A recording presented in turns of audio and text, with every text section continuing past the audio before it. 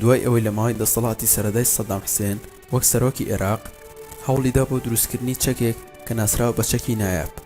ئەمە کاتێک بوو کە ئەندازیارێکی گەورەی کەنەدی ڕاستپاردە بوو بۆ دروستکردنی ئەم چەکە لە ساڵی 1970 کە ناوی ئەم ئەندازیارە گیرالت بوڵ بوو. ئەم پرۆژەیەکەم پرۆژەی دروستکردنی چەک بوو بە سەرپەرشتی ڕژێمی سەدام حوسێن لە جەنگی جیهانی دووەمدا. نازیەکان ئەم چەکەیان دروست کرد بۆ ڕوبەڕووبوونەوە، بەڵام لەبەر کێشی زۆری کە کێشی 2100 تەن بوو و خێرایەکی کەم پرۆژەکە زۆر گرنگی پێنەدرا.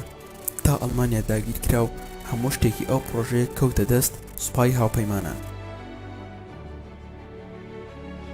هەر موشەکێک لەو موشەکانی کە پێویستێتی 30.5 ئینچ ئەبێت یاخود بڵێن 80 سانتیم و لە دووری 47 کیلۆمەتر ئامانجی بە تەواوی ئەپێکا.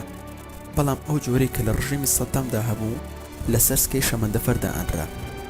ئەگەر لەسەر ئەو سکانە دانرایە ئەوە سەرەڕێی کێشی قورسی دەیتوانی خێراتر بڕوات لە جۆرەی کە نازی دروستی کردبوو. بەڵام هەموو عێراق دوو سکەی شەمەندەفەری تێدا نەبوو. پێشگە لەم چەکە سەدام هەوڵیدا بە دەستهێنانی پرۆژەی هارپی، بەڵام دوای ئەوەی پنتاگۆن ئاشکرای کردووە ڕێگری لێ کردووە.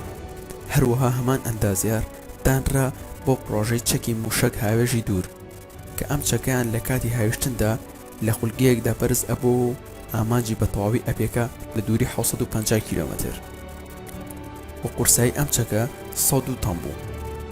لێرەدا ئەوە دێتە پێش ئایا سەدام دزی لە پرۆژەکانی نازی کردووە؟ ئەو چەکانی کە سەدام بەتەمای بوو هەمووی چەک و پرۆژەی تایبەتی نازی بوو، بەڵام چۆن دەست سەدام کەوتووە و ئەمان سەیرە.